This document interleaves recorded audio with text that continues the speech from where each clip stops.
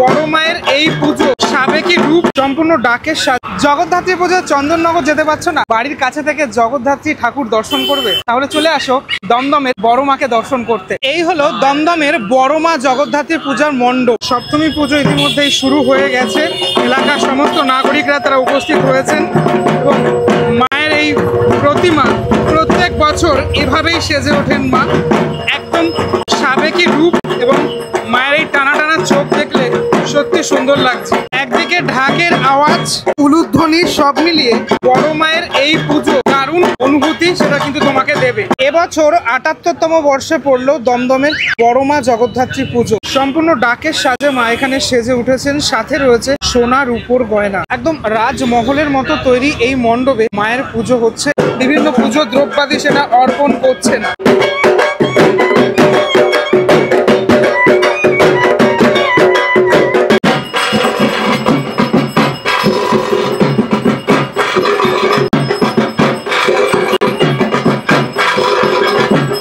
যে কোনো পুজোর সময় এই মন্ত্র উচ্চারণটা শুনতে কিন্তু দারুণ লাগে। পুজোর এই কটা দিনের মধ্যে অবশ্যই একদিন এসে ঘুরে যাও, দমদমের বড় মাকে দর্শন করে যাও।